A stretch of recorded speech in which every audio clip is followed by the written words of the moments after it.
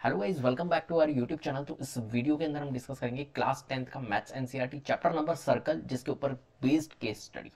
तो यहाँ पर हमने सर्कल के ऊपर बेस्ड केस स्टडी ली है। बहुत ही अच्छी केस स्टडी है, ठीक है। थोड़ी सी ट्रिकी केस स्टडी है, तो बहुत मज़ा आएगा आपको। तो देखिए यहाँ पर जो केस स्टडी है, यहाँ पर ट्रायंगुलर बैकयार्ड की केस स्टडी है। A backyard is in the shape of triangle with right angle at B.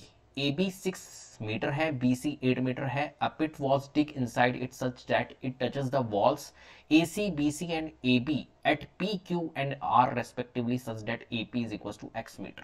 तो यहाँ पर देखिए एक तरह से क्या है, यहाँ पर ये ट्राइंगुलर शेप में आपका क्या है, एक तरह से बैकयार्ड है और यहाँ पर एक गड्ढा खोदा गया है सर्कुलर शेप के अंदर, ठीक है। और जो गड्ढा है इसकी जो ये एजेस है ये टच कर रही है इसके ऊपर। A pit was dig inside it such that it touches the walls AC।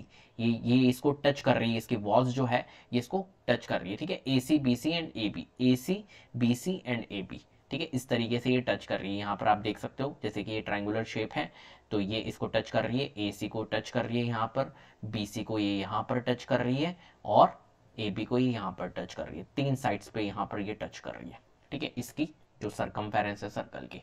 अब यहाँ पर आपको क्या फाइंड करना है, जो हम क्वेश्चंस देख लेते हैं नेक्स्ट स्लाइड में, ठीक है। क्या क्या फाइंड करना होगा आपको, तो आपको जो गिवन है ये तो हम लिख लेते हैं। यहाँ पर ए बी गिवन है आपको, ये ए बी यहाँ से लेके बेटा यहाँ तक है, ये कितनी गिवन है हमारे को 6 मीटर। तो मैं यहाँ पर लिख रहा हूँ दोस्त 6 मीटर, ठीक है। और बी सी अपने को गिवन है, मतलब यहाँ से लेके यहाँ तक ये आपको गिवन है 8 मीटर। मैं यहाँ लिख लेता हूँ 8 मीटर। और आपको क्या कुछ गिवन है, नहीं। एपी आपको x मीटर गिवन है, मतलब एपी ये यहाँ से लेके यहाँ तक, यहाँ से लेके यहाँ तक ये आपको x मीटर गिवन है। क्लियर है, बस इतना सा अपने को गिवन है यहाँ पर, ठीक है।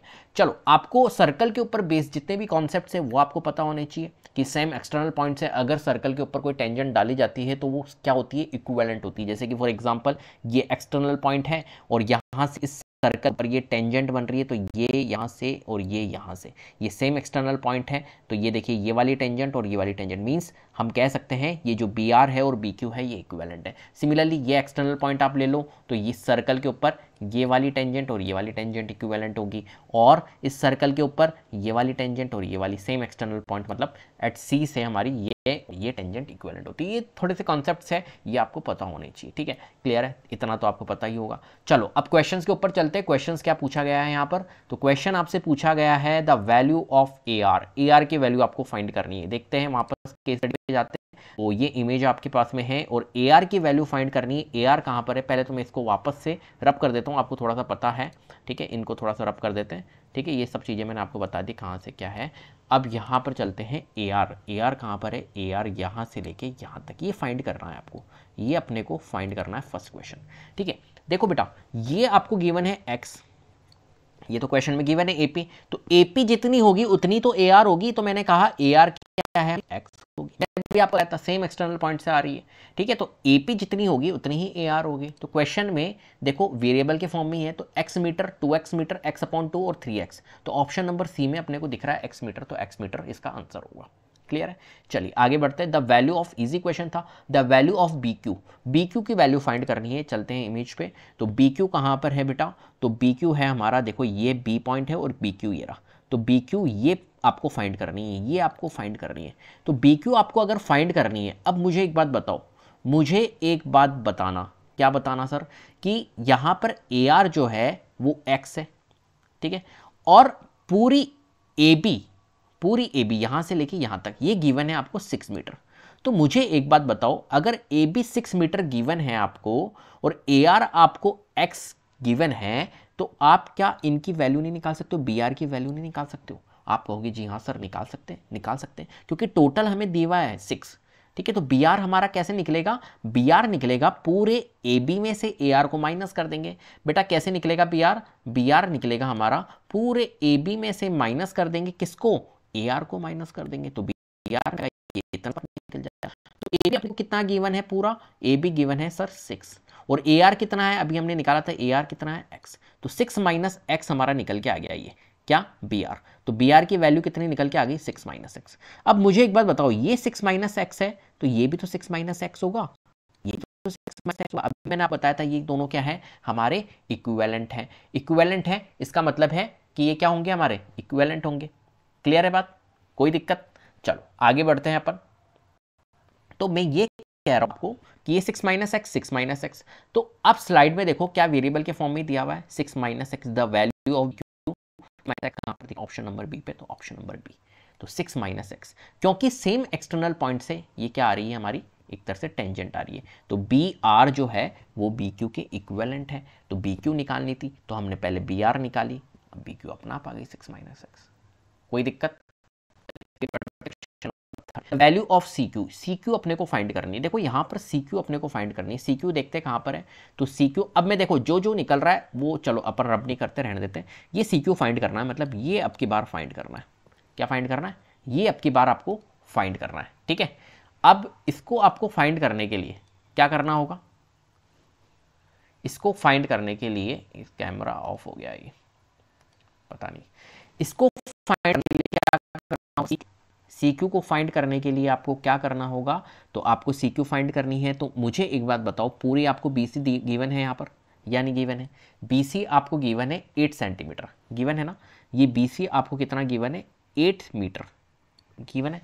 चलो अब इस 8 मीटर में से अगर मैं 6 माइनस एक्स लेस कर दूं तो कैसा रहेगा, क्योंकि मेरी बी क्यू निकल चुकी है, हमें क्या निकालना है, हमें निकालना है इस क्वेश्चन के अंदर सी क्यू, क्या निकालना है, देखो यहां पर सी क्यू निकालना है, तो बीसी तो हमें गिवन है 8, बीसी तो हमारा पूरा गिवन है 8 में से अगर मैं 6 माइनस एक्स को निकाल दूं, इसको कट कर दूं तो सी क्यू ही तो रहेगा, तो मैं क्या करूंगा 8 में से माइनस करूंगा 6 माइनस क्यू, ध्यान रखना माइनस कर रहे हैं हम 6 माइनस एक्स को, तो इसको पूरे ब्रैकेट में ले लेना, गलती मत करना 8 माइनस 6 माइनस एक्स ऐसे करने की, माइनस ब्रैकेट में आएगा, तो 8 माइनस ये हो जाएगा 6 प्लस एक्स, तो 8 minus 6 2 plus x, 2 plus x बोलो या x प्लस 2 बोलो, बात एक ही है। चलो क्वेश्चन में देख लेते क्या है अपना, तो यहाँ पर देखो 2 प्लस एक्स आपको नजर आ रहा है, या x प्लस 2 भी अगर ऑप्शन में होता तो सही, तो 2 प्लस एक्स आंसर होगा, क्लियर। तो the value of C Q जो होगी वो क्या होगी हमारी 2 प्लस एक्स होगा, ठीक है। चलिए आगे बढ़े, आगे बढ़े, अब देखो इसमें ऑप्शन एक दे रखा है बोथ बी एंड सी, क्या बी भी ऑप्शन हो सकता है, तो बी को भी हम चेक कर लेते हैं यहाँ पर, तो पूरा क्या है ए सी, ए सी कितना है, तो ए सी हमारे को गिवन नहीं है, ए सी हम निकाल सकते हैं यहाँ पर, ए सी हम यहाँ पर निकाल सकते हैं। अब मैं थोड़ा सा रब करता हूँ, थोड़ी सी जगह बना लेता हूँ, क्योंकि यहाँ पर कुछ भी चीज़ें दिख नहीं रही है, तो इसको हम हटा देते हैं, ये हटा दिया हमने।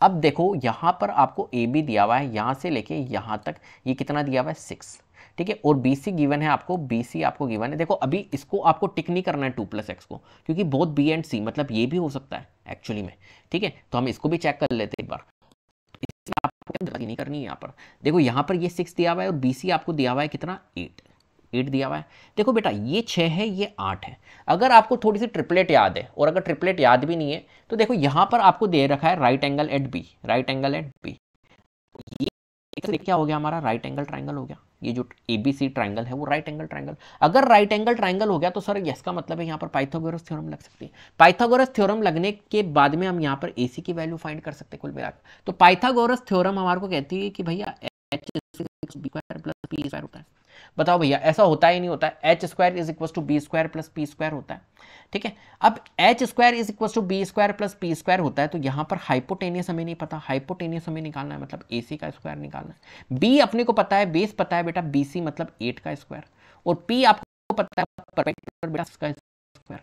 चलो तो AC का स्क्वायर हमारा निकल के आ जाएगा 64 प्लस 36, 64 प्लस 36 होता है 100, तो AC का स्क्वायर हमारा कितना निकल के आ गया 100, तो बेटा AC कितना निकल के आ जाएगा √100, मतलब AC की वैल्यू कितनी हो जाएगी प्लस माइनस 10, लेकिन पॉजिटिव 10 ही लेंगे हम, तो यहाँ पर AC हमारा क्या निकल के आ गया, कोई दिक्कत। चलो AC हमारा बेटा 10 निकल के आ गया, ध्यान रखना।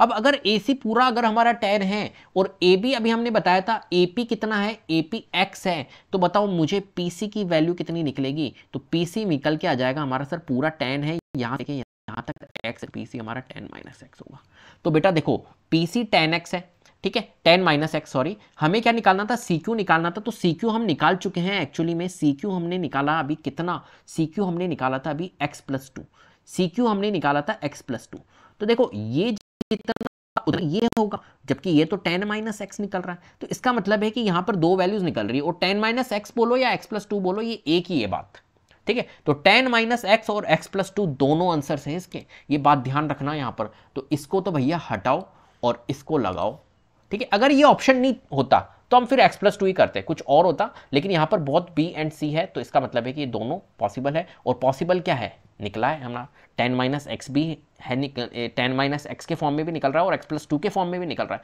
तो बहुत b एंड c इसका आंसर होगा। क्लियर है, बहुत ध्यान से करना, जल्दबाजी मत करना, x+2 आ गया बस लगा दिया, गलती हो जाएगी, बहुत b एंड c, ठीक है। Which of the following is correct, यहाँ पर देखो कौन सा करेक्ट है, वापस से यार जगह बनानी पड़ेगी, जगह ही नहीं है यहाँ पर। चल ठीक है, देखो आपको पूछा गया है which of the following is correct, coordinator AROP, ये तो आप फाइंड कर लोगे, AROP को देखोगे तो आपको पता है AROP, देखो AR, ये इसको ज्वाइन कर देता हूँ मैं, तो AROP, ये आपको स्क्वायर दिख रहा है क्या, यहाँ पे बोल रहा है ये स्क्वायर है, कट हो गया, ये तो गलत है। Coordinator BROQ is a square, BROQ को देख लेते हैं, तो B और R कहाँ पर है, B ये रहा, R ये रहा, OQ, BROQ, OQ को अपन ज्वाइन कर लेते हैं, तो इसकी पॉसिबिलिटीज है हमारी स्क्वायर बनने की, लेकिन अभी मानेंगे नहीं हम। फिर नेक्स्ट पढ़ते हैं कोऑर्डिनेटर CQOP, CQOP देखो C और QOP, तो ये भी हमारा स्क्वायर तो दिख ही नहीं रहा है, और एक ऑप्शन है नन ऑफ दिस, तो नन ऑफ दिस में भी एक फंडा है कि नन ऑफ दिस भी हो सकता है। एक देखो अपना आया था अभी BROQ इज ए स्क्वायर, तो इसको चेक कर लेते, BROQ स्क्वायर हो सकता है क्या।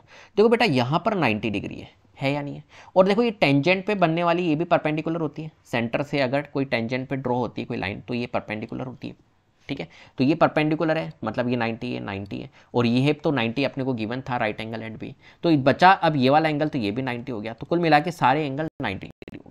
90 डिग्री हो गए तो ये पैरेललोग्राम हो गया, और पैरेललोग्राम कौन सा वाला, राइट एंगल सॉरी रेक्टेंगल या स्क्वायर, क्या हो सकता है हमारा ये पैरेललोग्राम, रेक्टेंगल भी हो सकता है या स्क्वायर भी हो सकता है। क्वेश्चन में कहा कि ये स्क्वायर है क्या, इसको प्रूफ करने के लिए हम क्या करेंगे, देखो कि ये रेक्टेंगल है, ठीक है, रेक्टेंगल भी हो सकता है स्क्वायर भी हो सकता है।